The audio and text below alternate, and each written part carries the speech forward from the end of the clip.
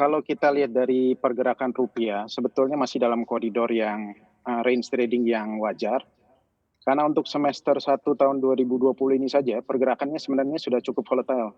Kita lihat range trading itu ada di level 13.850 sampai pernah mencapai 17.050-an waktu itu. Mhm. Waktu awal-awal penetapan semi lockdown ya. Yang memang akhirnya diikuti dengan karena ini memang dia mengikuti memang apresiasi di mata uang US dollar secara global gitu. Jadi kita melihat memang USD index waktu itu mencapai 102,82 kurang lebih pada akhir Maret. Di mana memang waktu itu akhirnya dolar rupiah pun ikut ke level 17 ribuan. Tapi memang waktu semua negara akhirnya dibuka juga waktu pada bulan Juni, kita melihat juga ada penguatan ataupun ada flow masuk di mana-mana secara global dan juga terutama di dolar rupiah yang akhirnya mengakibatkan dolar rupiah bergerak ke kisaran 13.850.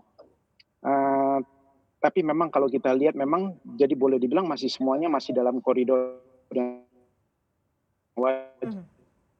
Oke. Jadi harusnya kalau memang sekarang kisaran dekat 15.000, rasanya memang masih di dalam level yang memang wajar itu. Masih terjaga, levelnya masih sesuai dengan koridor, tapi apa yang akan kita lihat di beberapa waktu ke depan? Karena kita juga menangkap begitu, bukan menangkap, di Amerika Serikat ini banyak juga orang yang akhirnya menarik cash dalam dolar, dan ini mencoba ini berarti memberikan tekanan juga terhadap mata uang lain termasuk juga rupiah begitu ya, dan permintaan terhadap dolar juga cukup naik begitu ya demand-nya. Nah, ini seperti apa kalau kita lihat dari tren yang sudah tercetak untuk nilai tukar kita selama kurang lebih 1 bulan terakhir ini, yang tadi juga sempat saya katakan bahwa pelemahannya sudah mencapai 4% lebih, Pak Birger. Iya, memang harusnya sih ini pun sampai dengan tadi memang ke level-level terutama ke level 14.800-an.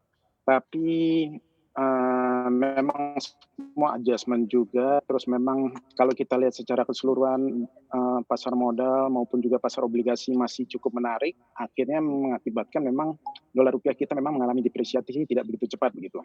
Tapi memang perlahan memang kita akan memang menuju ke level 14.800 sampai 14.900 di perdagangan hari-hari mendatang ini. Oke, kalau kita kaitkan dengan keputusan Bank Indonesia, Pak Birger, dengan memutuskan untuk menurunkan suku bunga kembali begitu, ini apakah cukup juga memberikan tekanan yang besar sekali nih terhadap nilai tukar rupiah kita? Karena ini kan sebenarnya tugas Bank Indonesia juga ya untuk bisa menjaga supaya outflow juga tidak terlalu besar begitu ya. Nah, ini seperti apa Anda juga melihatnya begitu ya? Kalau kita lihat efek negatifnya ke rupiah, apalagi efek negatifnya ke aset lain begitu ya, seperti surat berharga negara, ini bisa jadi kurang atraktif. Seperti apa nih Pak Birger? Sebenarnya buah si malakama juga ya. Kalau kita lihat keputusan yang diambil kemarin itu memang keputusan yang memangnya harus diambil. Karena kalau kita melihat kalau itu tidak diambil, uh, terutama kalau kita lihat memang tahun ini sudah 4 kali terjadi penurunan suku bunga BI rate. Penurunan ini ditujukan sebenarnya untuk mempercepat pemulihan ekonomi domestik. Dan kita lihat sendiri hari ini juga memang telah dibentuk juga tim khusus untuk memang percepatan Mhm. pemulihan ekonomi domestik tersebut.